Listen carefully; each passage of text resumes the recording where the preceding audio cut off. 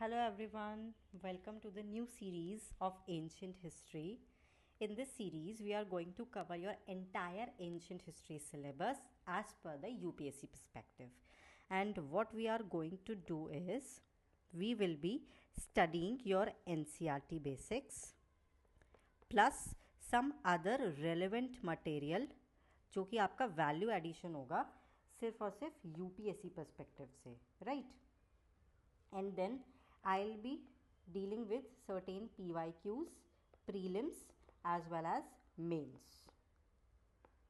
So this will be the complete source material for our new series. And trust me, इस series को ख़त्म करने के बाद आपका जो हिस्ट्री का पर्सपेक्टिव है that is going to be changed.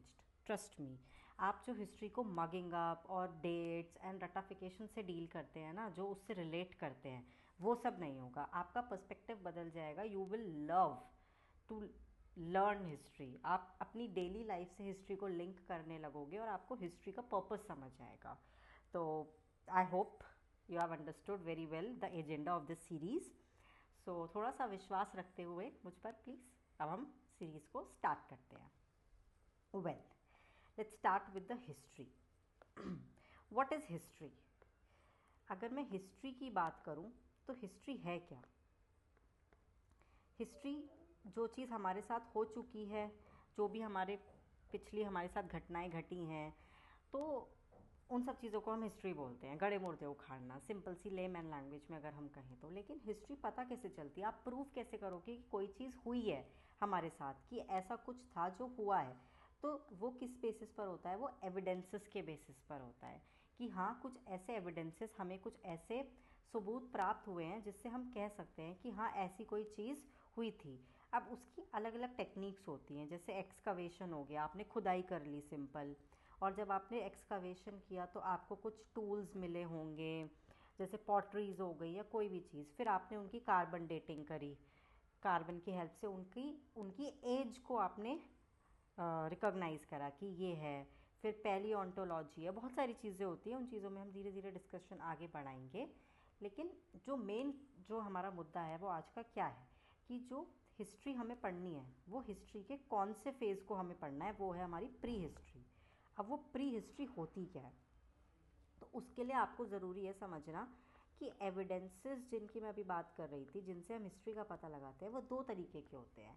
एक तो होते हैं आपकी लिटरेचर, जो लिटरेरी सोर्सेज होते हैं, जैसे कि आपका कुछ टेक्स्ट हो गया, आपका कुछ मैन्यूस्क्रिप्ट हो गया, ये सब हो गए आपके लिटरेचर के सोर्सेज.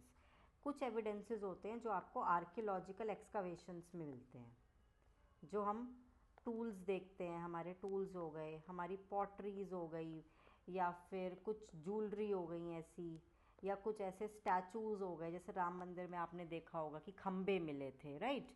और ऐसे उसमें भी लिटरेचर टेक्स्ट मिले थे जिसमें लिखा था कि वो Vishnu that has killed the demon of 10 heads, right? तो वो क्या है? वो एक लिटरेचर सोर्स है. एक्सकवेशन में क्या निकला? वो खम्बे जो निकले, राइट? तो ये सब एविडेंसेस होते हैं. अब हिस्ट्री के वो पन्ने, हिस्ट्री का वो अहम हिस्सा जहाँ पर हमारे पास कोई रिटन एविडेंस ना हो, कि कुछ ऐसे पहलू हमारी हिस्ट्री के, कुछ ऐसा फेज़ जहाँ पर कुछ भी लिटरेचर हमें नहीं मिला, लेकिन हाँ, आर्कियोलॉजिकल एविडेंस हमें मिले हैं. जैसे उससे रिलेटेड हमें टूल्स मिले हैं, या फिर कुछ ऐसी पेंटिंग्स मिली हैं वहाँ की, कोई ऐसी रॉक केव शेल्टर्स मिले हैं. तो उस हिस्ट्री के पीरियड को हम बोलते हैं प्री हिस्ट्री. क्या बोलते हैं हम? Pre history. Let me repeat it, कि when we do not have any written evidence, कि जब हमारे पास कोई रिटन एविडेंस ना हो उसका, तो उसको हम बोलते हैं प्री हिस्ट्री. लेकिन उसमें क्या चीज़ होगी? उसमें आर्कियोलॉजिकल एविडेंस होगा, राइट? अब हम बात करते हैं आपके प्रोटो हिस्ट्री की. प्रोटो हिस्ट्री में क्या होता है? जब हम आईवीसी में जाएंगे आगे, इंडस वैली सिविलाइजेशन पढ़ेंगे, तो उसमें क्या होगा? देखो, हमें आर्कियोलॉजिकल एविडेंस भी मिलेगा और साथ ही लिटरेचर भी मिलेगा. लेकिन उसमें ऐसा होता है कि जो वहाँ का लिटरेचर है, जो वहाँ की लैंग्वेज है, वो हमें समझ नहीं आएगी. क्यों? क्योंकि उसकी जो स्क्रिप्ट है, जैसे हिंदी देवनागरी स्क्रिप्ट में हम लिखते हैं, इंग्लिश कौन सी स्क्रिप्ट में लिखते हैं, या आप कमेंट सेक्शन में हमें बताएंगे. हम सब पढ़ते हैं हिंदी व्याकरण में बचपन में. तो ये सब चीज़ें ऐसे ही स्क्रिप्ट होती है, राइट। अभी जो मैं लिख रही हूँ, फॉर एग्जाम्पल हम व्हाट्सएप लिखते हैं, ये तो ये लैंग्वेज तो क्या है, मैं, ये है तो हिंदी, लेकिन ये स्क्रिप्ट कौन सी है, ये स्क्रिप्ट वो है जो इंग्लिश में हम फॉलो करते हैं, क्योंकि MAI, I hope it is understood. तो ऐसे ही स्क्रिप्ट होती है। तो उस टाइम पीरियड के लिए जब हम जब हमारे पास लिटरेचर एविडेंसेस तो हैं, लेकिन हमने उसकी स्क्रिप्ट को डीकोड नहीं किया है, तो वो कहलाता है प्रोटो हिस्ट्री। आज का जो हमारा एजेंडा है वो पढ़ना है प्री हिस्ट्री का पीरियड। तो इसलिए हम प्री हिस्ट्री को देखते हैं, समझते हैं। देखिए, प्री हिस्ट्री में जो हमें मेनली पढ़ना होता है वो पढ़ना होता है स्टोन एज। एक ऐसी एज जिसमें स्टोन का यूज़ सबसे ज़्यादा हुआ हो। स्टोन एज के बाद जो एज आती है फिर वो मेटल एज आती है, अलग अलग तरह की। मेटल में सबसे पहले आता है कॉपर एज, फिर थोड़े दिन बाद आएगी आपकी आयरन एज। तो ये अलग अलग एजेस होती हैं, लेकिन एजेस को समझने के लिए आपको सबसे पहले समझना ज़रूरी है कि हमारा एक जियोलॉजिकल टाइम स्केल होता है। वो जियोलॉजिकल टाइम स्केल क्या होता है कि हमारी जो अर्थ होती है वो जो आज है वो पहले नहीं थी। पहले इंडिया यहाँ कहीं था, वो एंटार्क्टिका से भी जुड़ा हुआ था, लेकिन फिर जैसे जैसे इंडिया की प्लेट नॉर्थ की तरफ मूव हुई, इंडिया ऊपर शिफ्ट हो गया। इनफैक्ट इंडिया की प्लेट आज भी मूव कर रही है, इसीलिए बोलते हैं कि जो ये हिमालयाज़ हैं ये सबसे ज़्यादा अर्थक्वेक प्रोन एरिया है, क्योंकि हिमालयाज़ आज भी राइज हो रहे हैं। हिमालयाज़ की जो हाइट है वो आज भी बढ़ रही है, क्योंकि इंडियन प्लेट आज भी मूव कर रही है। दैट मीन्स अर्थ का जो स्ट्रक्चर है वो चेंज होता रहता है। उसी जो पूरा टाइम मैपिंग होता है अर्थ का, उसको हम जियोलॉजिकल टाइम स्केल बोलते हैं, जो आपकी स्क्रीन पर आपको दिख रहा होगा। इसमें आपको बहुत ज़्यादा कंफ्यूज होने की ज़रूरत नहीं है friends. I am going to tell you what we are going to learn, जो आपके लिए इम्पॉर्टेंट है सिर्फ वो। चूँकि हमें स्टोन एज पढ़ना है तो हमारे लिए इम्पॉर्टेंट हो जाता है स्टोन एज कौन से पीरियड को बिलोंग करता है। तो सबसे पहले तो आप ये समझिए कि ये जो चार्ट होता है ये किस तरीके से डिवाइड होता है। ये देखिए, सबसे पहले होता है हमारा सबसे बड़ा एक ईयन। ये एक ईयन है, दिस इज़ योर ईयन वाला पार्ट, राइट। ये हो गया आपका ईयन। फिर ईयन जो डिवाइड होता है वो एरा में डिवाइड होता है। एरा डिवाइड होता है पीरियड में। पीरियड डिवाइड होता है इपॉश और epoch, which is again further divided into age, right. आज जिस एज में हम रहते हैं उसको हम बोलते हैं मेघालयन एज। जिस इपॉश में हम रहते हैं वो होता है होलोसीन। इसके बाद एंथ्रोपोसीन आएगा आने वाले टाइम पे। तो अब जब हम स्टोन एज की बात करते हैं तो ये जो स्टोन एज वाला पीरियड है आपके एनसीईआरटी में, उसमें प्लीस्टोसीन पीरियड लिखा हुआ है,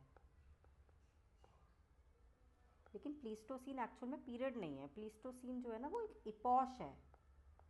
तो वो एनसीईआरटी में इंटरचेंजेबली टर्म्स यूज़ कर लेते हैं, आप कंफ्यूज ना होइएगा। That is a इपॉश। वो इस जो वो ये जो प्लीस्टोसीन इपॉश है ना, ये इस क्वाटरनरी पीरियड में आता है। ये जो देखिए, ईयन, फेनेरोजोइक ईयन, एरा, सेनोजोइक। देखिए ये ईयन जो है ये 3 में डिवाइडेड है। अब इन्होंने ये 3 ऐसे जूम आउट करके बताया हुआ है। पैलियोजोइक, पैलियो मीन्स होता है आपका old, paleo means old, meso means middle, ceno मतलब न्यू। कुछ न्यू वर्ड्स हैं आपको जो याद रखने होंगे। ये मैं क्यों बता रही हूँ, क्योंकि इनमें बहुत कन्फ्यूजन होता है, तो हमें लगता है हमें रटना पड़ रहा है, बट आपको रटना नहीं पड़ेगा। Paleo means old, meso means mid, ceno और नियो मीन्स न्यू, राइट।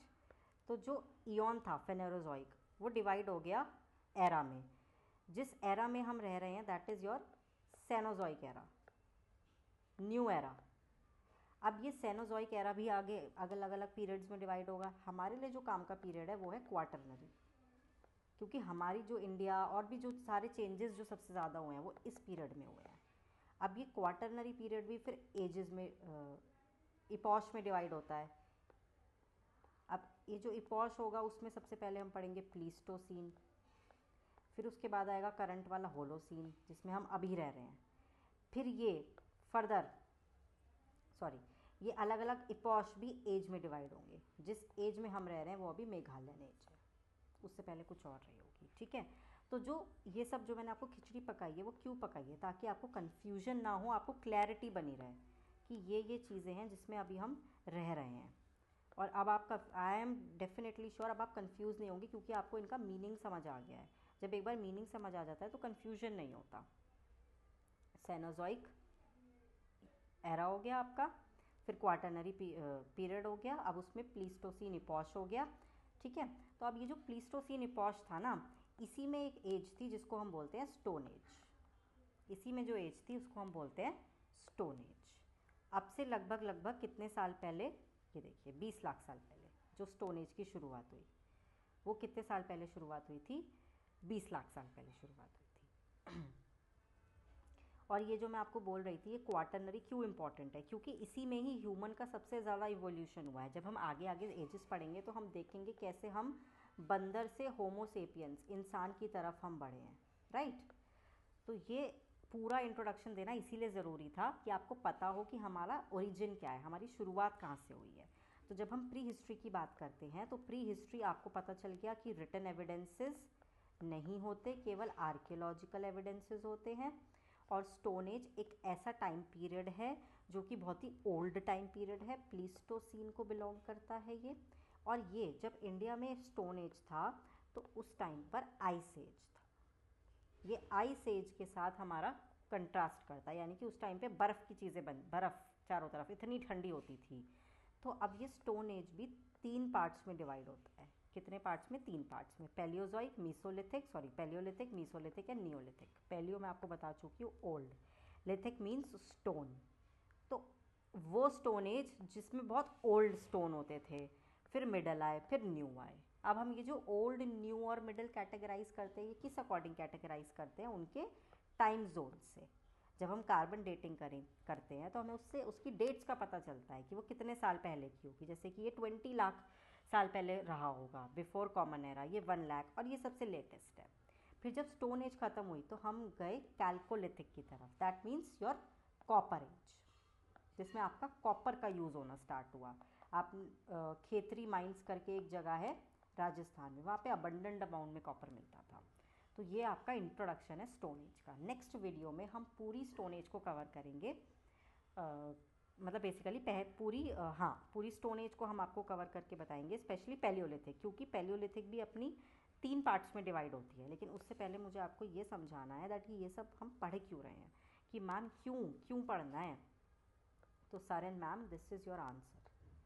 ये 2024 प्रीलिम्स का क्वेश्चन है, इसी साल का क्वेश्चन है, ये सेट ए का क्वेश्चन है ये, एक बार आप चेक कर लीजिएगा। इसमें ये कुछ आर्कियोलॉजिकल साइट्स गिवन है, चंद्र केतुगढ़, इनामगांव, मंगड़ू, सालीहुंडम, ये सब अलग अलग जगह हैं, देखिए। और इसमें आपको इन्होंने ये दिया हुआ है इसका डिस्क्रिप्शन, क्या ये ट्रेडिंग का टाउन था, ये चालकोलिथिक या कैलकोलिथिक के टाइम पे था, क्या ये मेगालिथिक साइट थी, क्या ये रॉक कट था। तो अब आपको ये समझ आ गया कि मैम ये तो क्वेश्चन यूपीएससी ने पूछा है, that means it is very important for us. तो अब आपको कोई भी चीज़ अगर स्टार्ट करनी है तो आपको कैसे करनी है, जैसे मैं आपको स्टोन एज पढ़ाऊँगी तो उसमें 3 होंगी, पैलियोलिथिक, मीसोलिथिक, नियोलिथिक। तो उसकी मैं आपको कुछ साइट्स बताऊँगी, जैसे ये साइट है।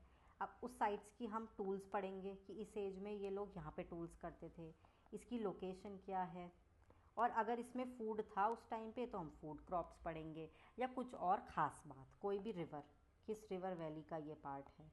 तो from this perspective now you have to read it. आपको आइडिया लग गया है कि हमें ऐसे आगे बढ़ना है। तो अब नेक्स्ट वीडियो में मैं आपको एंटायर स्टोन एज का पहला पैलियोलिथिक एज पढ़ाऊँगी। I hope this video is clear. आपको आज का जियोलॉजिकल टाइम स्केल और पूरा introduction of stone age clear हो गया होगा, प्लस एजेंडा क्लियर हो गया होगा हमारी इस सीरीज़ का। Thank you so much, I hope you have understood.